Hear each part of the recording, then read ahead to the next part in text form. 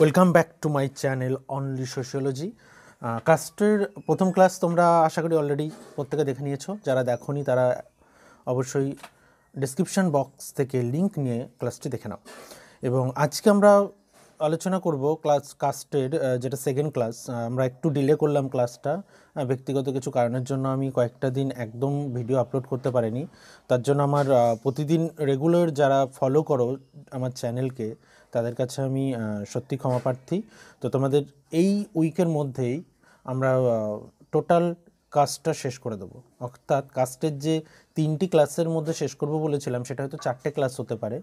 তো সেটা আমরা এই উইকের মধ্যে শেষ করব এবং আশা করছি এই উইকের মধ্যে আমরা শেষ করতে পারবো। চলো, গতদিন যেটা হয়েছে তারপর থেকে আমরা কন্টিনিউ করবো আজকে। যেটা কাস্টের আমরা আলোচনা করেছিলাম যে হোয়াট ইজ কাস্ট এবং কাস্টের ক্যারেক্টারিস্টিক্স, এবং যেখানে আমরা জাতির কিছু বৈশিষ্ট্য দেখেছিলাম, যে বৈশিষ্ট্যগুলো দিয়ে আমরা জাত ব্যবস্থাটাকে মোটামুটি একটা কনসেপশন পেয়েছি। আমাদের ভারতীয় সমাজ ব্যবস্থাকে যদি আমরা স্টাডি করতে যাই, সেখানে জাত ব্যবস্থাকে বাদ দিয়ে কখনোই আমরা ইন্ডিয়ান সোসাইটিকে স্টাডি করতে পারবো না।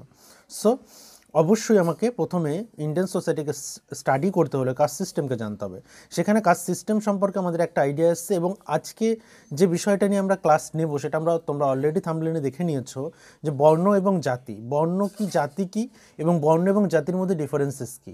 এবং আমরা যদি জাত ব্যবস্থার বেসিক্যালি জাত ব্যবস্থার উৎপত্তি নিয়ে যে থিওরিগুলো আছে, সেই থিওরিগুলো নিয়ে যদি একটু আলোচনা করি, পরবর্তীতে আমরা দেখব যে এই যে বর্ণ এবং জাতি, আমরা যে দুটি বিষয় নিয়ে আজকে আলোচনা করব, এই বর্ণ ব্যবস্থা থেকেই কিন্তু জাত ব্যবস্থার উৎপত্তি হয়েছে। ওকে, বর্ণ থেকেই কিন্তু জাতির উৎপত্তি হয়েছে বলে মনে করেন বিভিন্ন তাত্ত্বিকরা, বিভিন্ন থিওরিস্টরা, যারা কাস্টের উৎপত্তি নিয়ে বিভিন্ন থিওরিকে ডেভেলপ করেছেন। ওকে, তো সেখানে আমরা বেসিক্যালি আজকে দেখব যে বর্ণ ব্যবস্থা কি, কবে থেকে শুরু হলো, এবং আমাদের সোসাইটিতে বর্ণ ব্যবস্থা বা কত ধরনের বর্ণ ছিল সেটা তোমরা অলরেডি প্রত্যেকেই জানো, এবং সেখান থেকে জাত ব্যবস্থার কীভাবে উৎপত্তি হলো, এবং জাতি কতগুলো জাতি বা জাত ব্যবস্থার মধ্যে কতগুলো জাতি আমরা দেখতে পাই। হ্যাঁ, তো সেগুলো তো আমরা জানি যে অসংখ্য জাত ব্যবস্থায় আমরা অসংখ্য জাতি দেখতে পাই, কারণ প্রত্যেকটা কাস্টের সাবকাস্ট আছে, অত্যন্ত জটিল একটা ব্যবস্থা জাত ব্যবস্থা। ওকে, তো সেটা আমরা আজকে আলোচনা করব। চলো শুরু করছি বর্ণ দিয়ে। যেটা বর্ণকে আমরা প্রথমেই বলে রাখি যে বর্ণ যে প্রথাটা বা বর্ণ যে সিস্টেমটা, সেটা সম্পর্কে আমরা প্রত্যেকের একটা বেসিক যে কনসেপ্ট সেটা কিন্তু আছে। অ্যাজ মেনশন আর্লিয়ার দেয়ার আর 4 বর্ণস, এবং আমরা প্রত্যেকেই জানি যে বর্ণ হচ্ছে 4 ধরনের বর্ণ আছে, তাই তো? 4 রকমের বর্ণ আমরা দেখতে পাই। And the first mention of varna is found in Rigveda. ঋগ্বেদে আমরা প্রথম এই বর্ণের প্রথম বর্ণকে আমরা খুঁজে পেয়েছি, বা বর্ণ ওয়ার্ডটা আমরা পাই সেখানে। In the Vedic era around 1500 BC, varna means colour. Initially there are no untouchables, এবং এ সময় বিশেষ করে 1500 BC-তে আমরা ভেডিক এরাতে বিশেষ করে বর্ণর মিনিংটা কালার বলে থাকি, রং, এবং সেখানে আনটাচেবল কিন্তু ছিল না সেই সময়। দি বর্ণ system was relatively not rigid during the Vedic era 1500 BC to 1000 BC. Okay, and during the later Vedic era around 1000 BC, and there has been a mention Ashat Shudra untouchable community.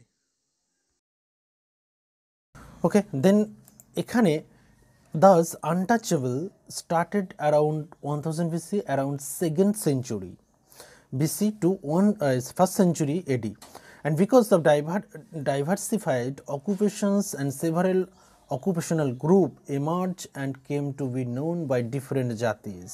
Okay, অর্থাৎ দেখো এখান থেকে এবার আমরা জাত ব্যবস্থার উৎপত্তি সম্পর্কে একটা আইডিয়া পাবো, যেখানে যে আনটাচেবিলিটি শুরু হয়েছিল বিশেষ করে 1000 BC থেকে, এবং সেখান থেকে 2nd century BC to 1st century AD পর্যন্ত অকুপেশনের ক্ষেত্রে এবং অকুপেশনাল প্রচুর গ্রুপ এমার্জ করলো, যাদের মধ্যে প্রচুর ডাইভার্সিটি দেখা যায়। তো সেই ডাইভার্সিটি থেকেই কিন্তু বলা যায় যে সেই ডাইভার্সিটি থেকে মনে করা হয় যে জাত ব্যবস্থার উৎপত্তি হলো, যে অকুপেশনসকে বেস করে বিভিন্ন জাতি এমার্জ করলো। ওকে, এবার এই দুটি ব্যবস্থার মধ্যে ডিফারেন্সটা কি দেখো। প্রথমে তো বর্ণ ব্যবস্থা ছিল, অর্থাৎ 4টি বর্ণ ছিল। ব্রাহ্মণ, ক্ষত্রিয়, বৈশ্য, শূদ্র, এই 4টি বর্ণ ছাড়া আর কিছু ছিল না। পরবর্তীতে এদের মধ্যেই অকুপেশনসের ডিফারেন্সের দিক থেকে প্রচুর গ্রুপ এমার্জ করলো এবং সেই গ্রুপগুলো থেকেই কিন্তু আমরা কি দেখলাম যে জাত ব্যবস্থার উৎপত্তি, তাদেরকে আমরা জাত বলে চিনতে শুরু করলাম। এবার ডিফারেন্সেস কি, প্রচুর ডিফারেন্সেস আছে বর্ণ এবং জাত ব্যবস্থার মধ্যে। দাস বর্ণ ব্যবস্থা is textual model or book view of Indian social system. It is found today only in text. তাহলে দেখো এটা এই বর্ণ ব্যবস্থা কিন্তু টোটালটাই মানে টেক্সচুয়াল মুড বলতে পারি, হ্যাঁ, বা যেটাকে আমরা যখন জিএস ঘুরে পড়েছিলাম বা এমএন শ্রীনিবাস পড়েছিলাম সেখানে দেখেছিলাম যে দুটি ভিউয়ের কথা পড়েছিলাম, একটি হচ্ছে বুক ভিউ, নাম্বার 2 ফিল্ড ভিউ। বুক ভিউটা পেয়েছিলাম আমরা, বুক ভিউটা পেয়েছিলাম জিএস ঘুরে, যার ভিউটা কি ছিল ইন্ডোলজিক্যাল। এই ইন্ডোলজিক্যালটাই কিন্তু আমরা বলছি টেক্সচুয়াল মডেল। ইন্ডোলজিক্যালটাকে আমরা টেক্সচুয়াল পার্সপেক্টিভ অনেক সময় বলে থাকি। কেন? কারণ এটা টোটালটাই টেক্সটের ওপর ভিত্তি করে ইন্ডোলজিক্যাল পার্সপেক্টিভটা কিন্তু আমাদের ইন্ডিয়ান সোসাইটিকে ব্যাখ্যা করে। ফিল্ড ভিউটা কি? ফিল্ড ভিউটা কিন্তু আমরা এমএন শ্রীনিবাসের কাছ থেকে দেখেছিলাম। তো এই বিষয়টা আমরা আর খুব বেশি ডিপে যাচ্ছি না। চলো তাহলে আমরা কি ইন্ডিয়ান সোশ্যাল সিস্টেম যেটা হচ্ছে বর্ণ ব্যবস্থা কিন্তু টোটালটাই টেক্সচুয়াল মুড বা বুক ভিউ, সোশ্যাল সিস্টেমের টোটাল বুক ভিউ, এটা কিন্তু শুধুমাত্র টেক্সটই আমরা দেখতে পাই, এর কোনো ফিল্ড ভিউ নেই। Whereas jati is contextual view of field view of Indian social system. We find jatis in reality today and not varnas. আমরা দেখো আমরা কিন্তু এখন যদি আমরা ফিল্ড ভিউ করি তাহলে কিন্তু আমরা জাত ব্যবস্থাটাকেই পাবো, আমরা কিন্তু কখনো ফিল্ড ভিউটাকে এই বর্ণ ব্যবস্থাটাকে কিন্তু আর পাবো না। তাহলে স্বাভাবিকভাবেই জাতি ব্যবস্থা কিন্তু আমরা ফিল্ড ভিউ বা কন্টেক্সচুয়াল ভিউ কিন্তু আমরা করতে পারি। There are only 4 Varnas, whereas are about 4,000 Jatis. In each region about 200 Jatis are found. তাহলে জাত ব্যবস্থাটা কতটা জটিল জাস্ট ইমাজিন করো, তাহলেই বুঝতে পারবে যে 4টি বর্ণর ক্ষেত্রে আমরা 4টি বর্ণকেই কিন্তু আমরা দেখতে পেয়েছি, কিন্তু জাত ব্যবস্থার ক্ষেত্রে কিন্তু আমরা 4,000 এবং এক একটা রিজিয়নে প্রায় 200 রকমের জাতি আমরা দেখতে পেয়েছি। ওকে, দেন আসছি এবার আমরা বলছি যে বর্ণ যেটা রয়েছে, দি বর্ণ had a pan Indic hierarchy. ব্রাহ্মণ আর অন দি টপ, ক্ষত্রিয় are at the second position, Vaishya are at the third position, and Shudras are found in the bottom of hierarchy. তাহলে আমরা যে হায়ারার্কি সিস্টেমটা দেখেছি যে 1 2 3 4 করে যদি আমরা দেখি, যেখানে ব্রাহ্মণ, ক্ষত্রিয়, বৈশ্য এবং লাস্টলি 4 নম্বরে শূদ্র। তাহলে এই যে হায়ারার্কিটা দেখো টোটালটাই ব্রাহ্মণ কিন্তু টপে রয়েছে। And this hierarchy uniform throughout India, but in Jati a uniform hierarchy throughout India is not found. এই টোটালটাই কিন্তু থ্রুআউট ইন্ডিয়াতে আমরা ফলো করি, কিন্তু জাত ব্যবস্থায় কিন্তু এমন কোনো হায়ারার্কি নেই যেটা ওভারঅল সমস্ত বা সারা ভারতবর্ষে দেখা যায়। জাত ব্যবস্থা রিজিয়ন টু রিজিয়ন কিন্তু ভ্যারি করে, বিভিন্ন রিজিয়নে বিভিন্ন রকম জাতি আছে এবং বিভিন্ন জাতির জায়গাটা কিন্তু বা অবস্থানটা কিন্তু আলাদা আলাদা ধরনের। ওকে, তো এখানে একটা ডিফারেন্সেস কিন্তু রয়েছে। In the changing situation in some areas Brahmin are on the top, in some other area Thakurs are on the top.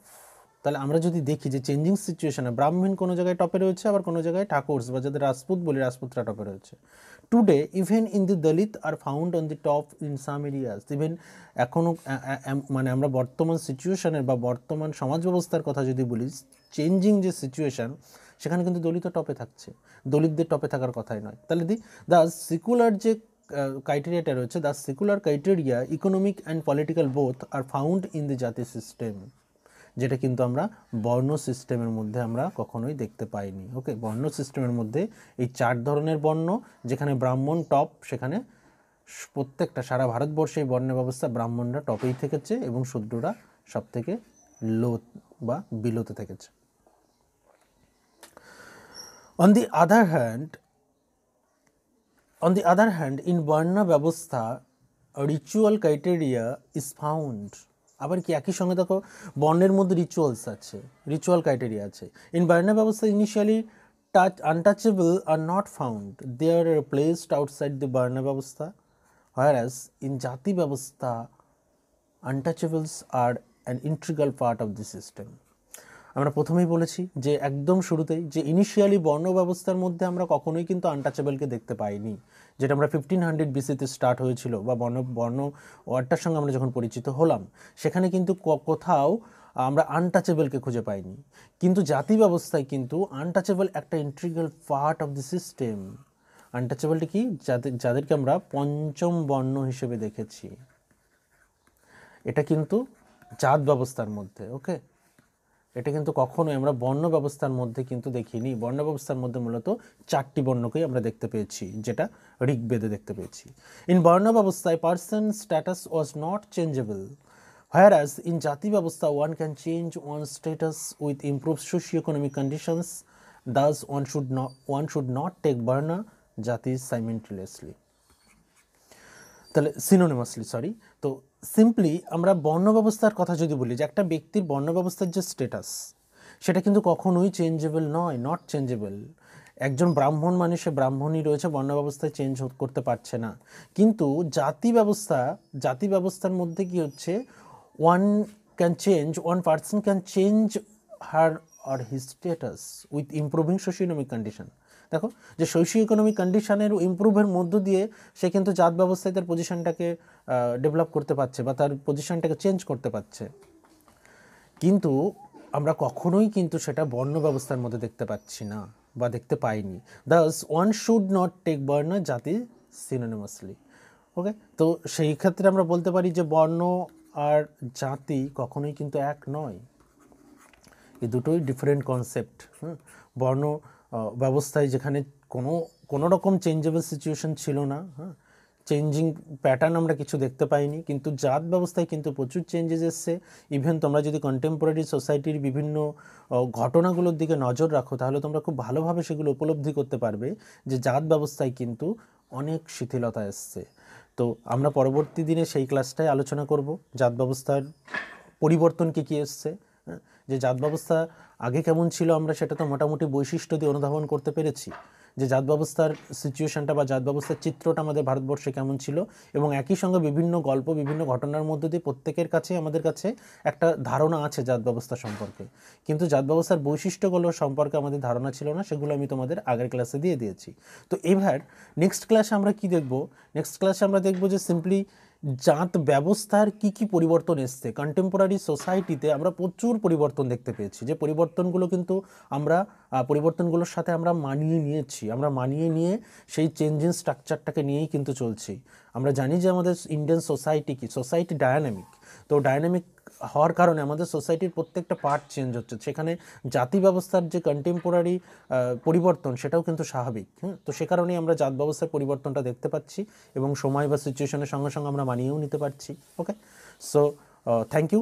পরের ক্লাসের ভিডিওটা খুব শীঘ্রই আপলোড করব। আর তোমাদের যদি চ্যানেলটি ভালো লেগে থাকে, চ্যানেলের ক্লাসগুলি অবশ্যই যারা এখনও সাবস্ক্রাইব করোনি সাবস্ক্রাইব করে দিও এবং বন্ধুদের সঙ্গে শেয়ার করো। দেখা হচ্ছে পরের ক্লাসে।